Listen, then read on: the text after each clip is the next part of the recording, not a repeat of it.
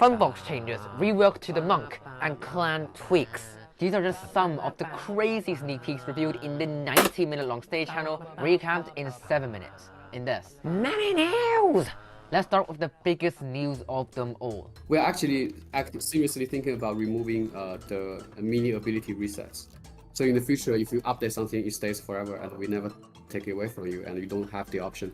We'll give the players similar rewards by using some other ways instead of taking away players' mini abilities. So now Star Exchange could be gone. I understand why they are considering it because it takes lots of time to get back the stars and that could feel kind of sucky to some players, but it also feels very refreshing in my opinion because it gives you an extra purpose to grind. And I mean, if you don't like that, you can always just buy the star shards in the shop with gold to max out quickly again. And also just getting all the rewards in the Star Exchange feels so satisfying. So I think what they could do is to tweak it. First, they need to make crown shards more accessible outside the Star Exchange. I think they already did a great job in this in terms of quests and clan raids. And second, they need to decrease the amount of crown shards in the Star Exchange, so people who opt out won't feel regret. And to compensate for that less value, they should give more star shards in return in the Star Exchange. That way, people who enjoy the Star Exchange can still keep enjoying it, and people who find it frustrating and annoying can opt out without feeling that they missed out on these rewards. So comment what you think about this idea.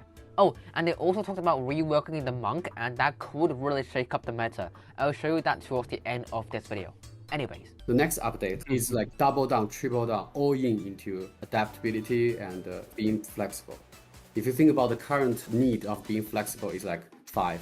The next update will be 50. So now there will be 10 times as many ways to adapt to situations. Obviously that's great because that means you have more ways to outskill and counter the enemy. And one way they could do that is by giving more choice and control. One idea I have is that you can only use a hero's level 2 or level 3 ability, so you can't use both anymore, but you can switch them midway in the battle. So let's say in round 1 and round 2, I might choose Royal Champion's level 2 ability instead of level 3, because my Royal Champion is more likely to be the last unit alive. But in later rounds, maybe I see a gizmo that I want to take out, so I will choose the level 3 ability instead in round 3 for the Clash ability. That means you have to be more flexible about your strategies, and again, comment what you think about this idea. Of course, that's just a concept, because fan was a bit vague about this. Future, the new season, the new hero, also the new mini and the new gizmo will be the basic unit to release basic content. So I actually was the one asking this question, so you're welcome. So yeah, we don't need to worry about no content anymore because we know now that every 3 months we get new troops to play, and hopefully this will keep the player base active. And I'll also cover these new content in update sneak peeks before it launches. So if you want to get the most up-to-date info about these stuff, like this video to show me that you are interested. We should do some changes to the box system to make it more friendly. It's also tricky because we want to do a way, make it a better experience without making players who has spent feel too bad. So yeah, I know a lot of y'all aren't happy about fun boxes because they are just really random, and some people spend like $100 without even getting the Cointron. That should not happen.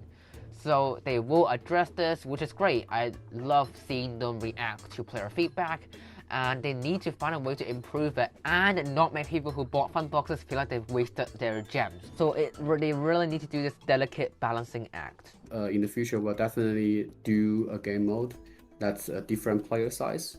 Maybe it's 4 players, 8 players, maybe it's 11 players, maybe 8 players, 10 players, I don't know. So this is pretty amazing because game modes are really needed to make the game don't feeling as repetitive, but they need to make unique ones because Duel and Rumble, they are just the same way of playing with different formats.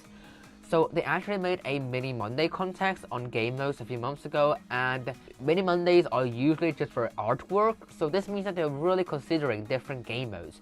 And this competition was a way for them to get inspiration, maybe. So for example, this was one of the winning concepts, along with me of course. So this is like a touchdown mode in Clash Royale, but there's a pancake in the middle and your minion needs to grab it and walk to the other side. So feel free to pause it and read it in more detail.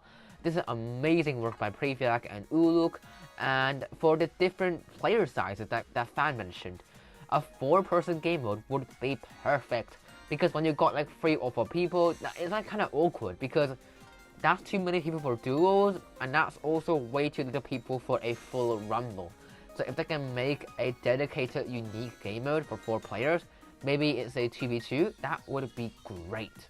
Oh, and Fan also mentioned clans. Check this out. But we are doing small changes to make the experience more smooth within the time we have. But if we want to go global, I think we will probably fix the raid boss before we go global. So now they will make small tweaks here and there in the future updates, and they have already been doing this actually. For example, they reduced the lava golem HP from 200 from 100 this update, and these quality of life changes are always helpful. And for those who want an entire rework, that will happen before global, since it's such an important feature, and Frame talked about some reworks that might potentially come in a separate interview, and I'll show you that at the end of this video. And I've saved the best for last. Probably we will make some change for the monk, especially for the first skill of monk, to knock out some heroes immediately. I think we will make some change for this setting and make it more reasonable. So the dev team thinks that the Monk's super and him KOing troops is too unfair, and they will rework that in the next balance change. Which, I mean, I agree with this. Monk creates very unfair matchups, for example against the Shield Maiden and the Barbarian King, and somehow it can overcome World Champion's invulnerability when alone, which just doesn't make sense, and Saint Mirror just completely counters him. And a monk versus monk matchup just really depends on which monk supers first, and his super is the stem of all of these problems. So maybe they can make his super deal damage based on the enemy's percentage health. So for example, it might decrease 70% of the enemy's full HP. So for example, Mega Knight has 20 HP, so the monk super will deal 14 damage to him. So the enemy won't just be gone, and he can still recover from supering the Saint Mirror. But as promised, here is a video about some exciting potential clan reworks the community manager mentioned in an interview.